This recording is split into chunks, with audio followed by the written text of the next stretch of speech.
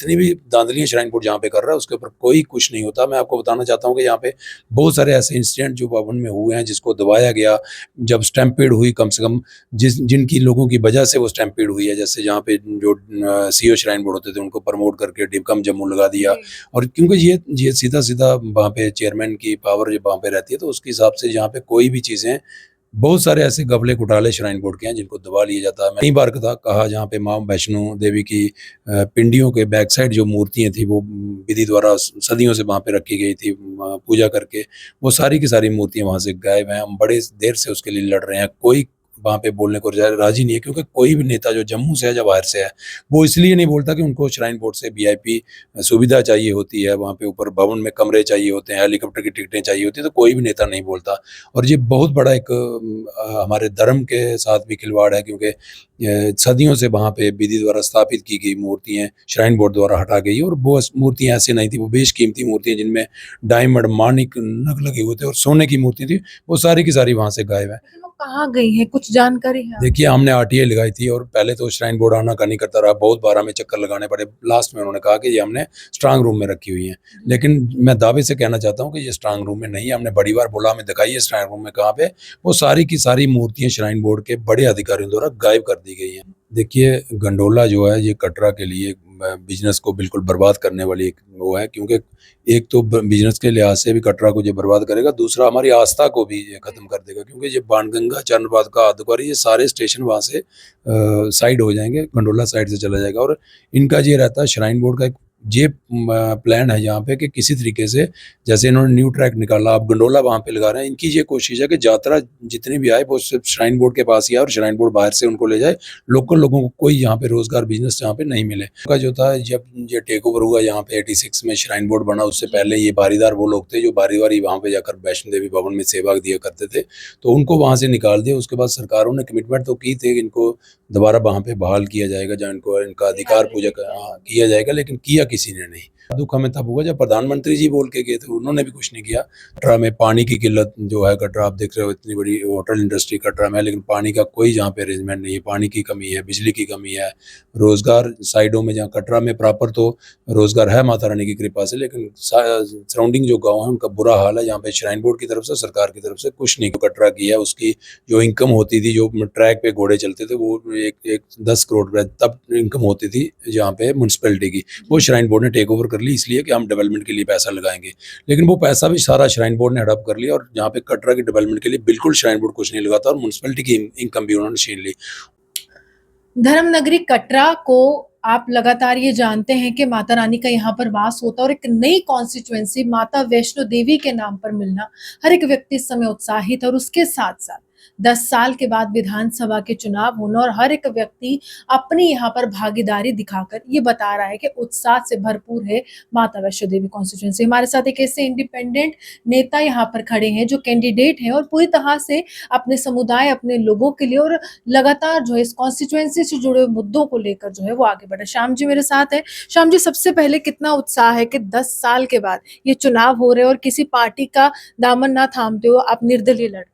देखिए, ये तो जय माता दी, ये उत्साह तो बहुत ज़्यादा है, क्योंकि 10 साल बाद यहाँ पे चुनाव हो रहे हैं और लोकल जहाँ पे इश्यूज़ हैं, बहुत सारे मुद्दे हैं जिसको लेकर हम चल रहे हैं। और यहाँ पे खासकर वैष्णो देवी को लेकर हम पुजारी परिवार से ताल्लुक़ रखते हैं। यहाँ पे बारीदारों का काफ़ी वोट है इस कॉन्स्टिट्यूएंसी में और मैक्सिमम वोट बारीदारों का इसी में है।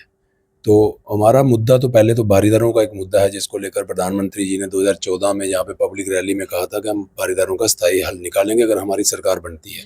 तो उसके बाद जम्मू कश्मीर में सरकार बनी भाजपा की, लेकिन उस पर कुछ नहीं किया भाजपा ने। तो बारीदार समाज जो था वो दुखी था इससे कि भाजपा ने उनका मसला हल नहीं किया। तो बारीदारों ने ये डिसाइड किया कि हम यहाँ पे वैष्णो देवी कॉन्स्टिट्यूएंसी से हम इस बार चुनाव लड़ेंगे। इस समय क्या दिक्कत क्या आ रही है, क्योंकि लगातार आप कह रहे हैं कि वोट बहुत ज्यादा है, वोट शेयर बहुत ज्यादा है, परसेंटेज बहुत ज्यादा है, इस एक समाज को क्या परेशानी है और ऐसा कौन सा वादा कर दिया था कि आज गुस्से से भरपूर है और आपको निर्दलीय खड़ा होना पड़ा? देखिए, मैं बारीदारों का जो था, जब ये टेक ओवर हुआ यहाँ पे 86 में श्राइन बोर्ड बना, उससे पहले ये बारीदार वो लोग थे जो बारी वहाँ पे जाकर वैष्णो देवी भवन में सेवा दिया करते थे, तो उनको वहाँ से निकाल दिया। उसके बाद सरकारों ने कमिटमेंट तो की थी कि इनको दोबारा वहाँ पे बहाल किया जाएगा, जहाँ इनको इनका अधिकार पूजा किया जाएगा, लेकिन किया किसी ने नहीं। तो सबसे बड़ा दुख हमें तब हुआ जब प्रधानमंत्री जी बोल के गए थे, उन्होंने भी कुछ नहीं किया। तो बारीदार समाज दुखी था, उन्होंने कहा कि इस बार हम खुद इलेक्शन लड़ेंगे और हम खुद अपनी आवाज़ वहाँ पे कितना आंकड़ा है, अगर वोट शेयर की बात करें, कितना आंकड़ा और कितने लोगों का विश्वास आपको देखिए हासिल यहाँ पे जो वैष्णो देवी कॉन्स्टिट्यूंसी में 53 के करीब 1000 के करीब वोट जहाँ पे है, और जिसमें बारीदारों का वोट जो है 14,000 के करीब बारीदारों का वोट है। तो उसके अलावा यहाँ पे और भी बाकी समाज भी हमारे साथ चल रहा है। मुद्दा सिर्फ बारीदार नहीं है, जहाँ कटरा में और बहुत से मुद्दे हैं। बारीदार तो एक मुद्दा है ही, लेकिन उसके अलावा भी जहाँ पे श्राइन बोर्ड जो यहाँ पे वैष्णो देवी बना हुआ है, उसमें लोकल लोगों को जहाँ पे एम्प्लॉयमेंट नौकरी नहीं देना, बाहर के लोगों को नौकरी दी जा रही है। श्राइन बोर्ड के लेकर इशू है। कटरा में पानी की किल्लत जो है, कटरा आप देख रहे हो इतनी बड़ी होटल इंडस्ट्री कटरा में है, लेकिन पानी का कोई जहाँ पे अरेंजमेंट नहीं है। पानी की कमी है, बिजली की कमी है। रोज़गार साइडों में, जहाँ कटरा में प्रॉपर तो रोज़गार है माता रानी की कृपा से, लेकिन सराउंडिंग जो गाँव है उनका बुरा हाल है, जहाँ पे श्राइन बोर्ड की तरफ से, सरकार की तरफ से कुछ नहीं किया गया।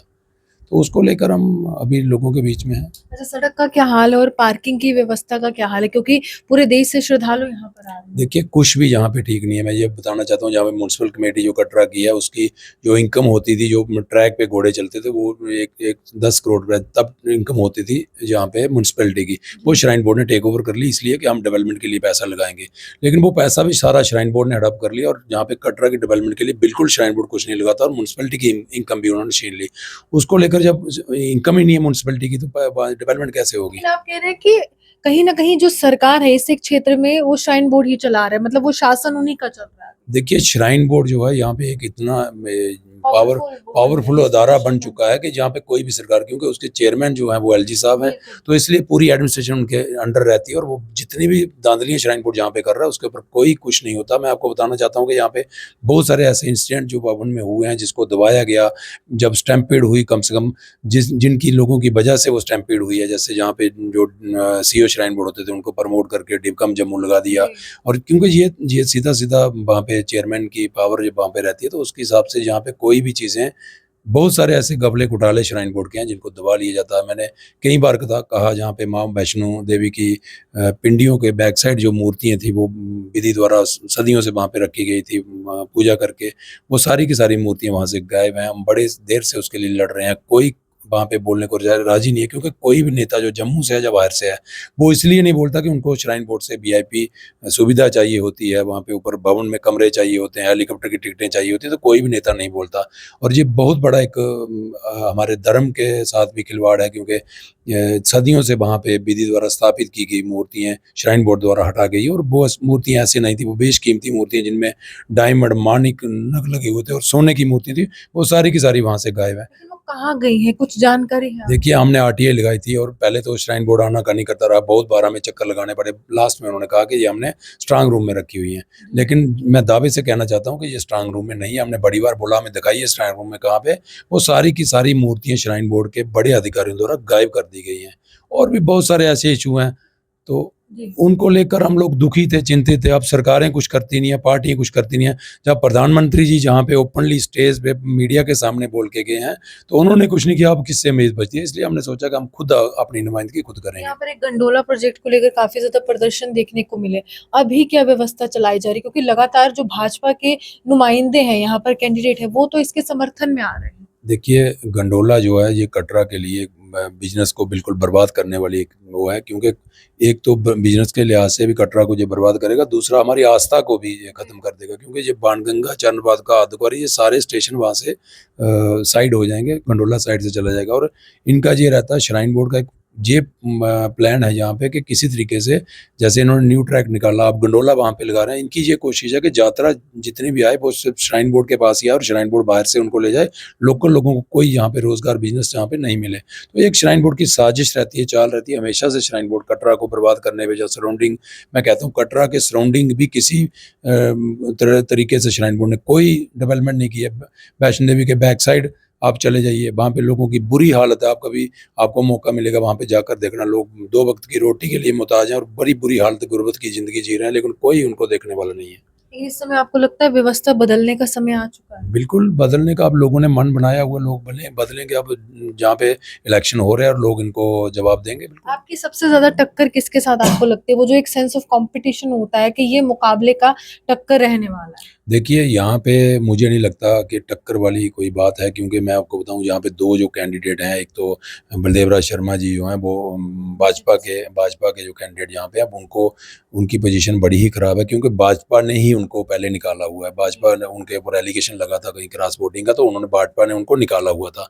अब दोबारा उनको टिकट दी गई है, वो भाजपा ही बता लेकिन सकती सर है। वो टिकट ऐसे नहीं मिली है, पहले तो किसी और का नाम था, लिस्ट चेंज हो गई, रातों रात चेंज हो गई, उसके बाद उनका नाम आ गया। देखिए, ये सारा खेल तो कैसे हुआ ये तो वो ही बता सकते हैं, लेकिन ये मैनेज की गई है टिकट किसी तरीके से। ये बहुत बड़ा एक वो हुआ, क्योंकि एक टिकट देकर फिर दोबारा जी, एक नाम सिंगल बदल टिकट चेंज करना, और सिर्फ कटरा की टिकट ही चेंज करना, पूरे रियासत में सिर्फ एक कटरा की टिकट ही चेंज हुई है। उसमें श्राइन बोर्ड का भी आता कि श्राइन बोर्ड चाहता कोई ऐसा आदमी यहाँ पे विधायक चुन के आए जो उनकी हाँ में हाँ मिलाता रहे, और बलदेव राज शर्मा जी वो उसमें करते भी हैं आज तक।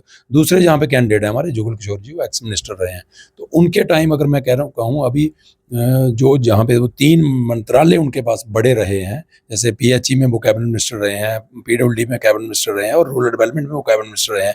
तो अगर पीएचई में कैबिनेट मिनिस्टर रहते हुए अपने घर में वो पानी का अरेंजमेंट नहीं कर रहे, कटरा में इतनी पानी की शॉर्टेज है, रोडों की बुरी हालत है, रूरल डेवलपमेंट गाँव की बुरी हालत है, तो ऐसे लोगों से लोग अभी तंग आ चुके हैं, क्योंकि लोग चाहते हैं कि यहाँ पे चेंज हो। और जब वैसे भी वैष्णो देवी एक नई कॉन्स्टिट्यूंसी बनी है, और लोगों को ये है कि अब कोई नया विधायक ही यहाँ पे चुन जब आप रहा है। प्रचार के लिए जा रहे हैं, कैसा रिस्पॉन्स है लोगों का? लोगों का कितना प्यार मिल रहा है और किस तरह से अनुभव आप अभी साझा करना चाहेंगे? देखिए, मैं आपको बताना चाहता हूँ, मैं गाँव से ताल्लुक़ रखता हूँ, मैं गरीब आदमी हूँ, मेरा जो भी जितना भी ये प्रचार है सब लोग कर रहे हैं, जी। और लोगों को बहुत प्यार हमें मिल रहा है। जहाँ भी मैं गाँव में जा रहा हूँ, लोग बुला-बुला कर हमें वहाँ पे गाँव में बुला रहे हैं और बड़ी इज़्ज़त दे रहे हैं, क्योंकि लोग दुखी हैं। लोग इनसे सरमायादारों से, इन बड़े पॉलिटिशियनों से दुखी हो गए हैं, क्योंकि ये सिर्फ़ इलेक्शन के टाइम ही यहाँ पे आते हैं, बाकी लोगों को नहीं दिखते। मैं आपको बताना चाहता हूँ, जुगल किशोर शर्मा जी जो कैंडिडेट यहाँ पे कटरा में कॉन्स्टिट्यूएंसी में इलेक्शन लड़ रहे हैं, वो कटरा में उनका घर भी नहीं है।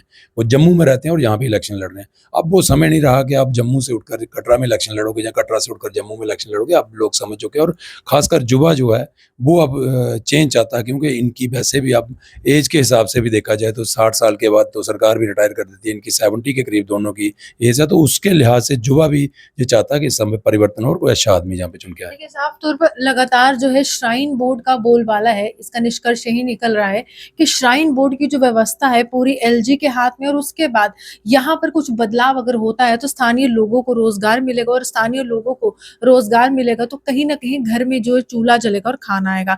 तो ही एक और यहाँ पर आंकड़ा ये बताया जा रहा है कि देखिए, वो लोग जिन्होंने लगातार माता रानी की सेवा की थी, आज उनके लिए कुछ प्रशासन नहीं सोच पा रहा है, और जब उनके लिए नहीं सोच पा रहा है तो एक नया प्रोजेक्ट गंडोला के नाम से लाने के नाम पर, विकास के नाम पर यहाँ पर आगे बढ़ाया जा रहा है, लेकिन असल में स्थानीय लोगों का रोजगार जो है उससे छीनने की कोशिश की जा रही है।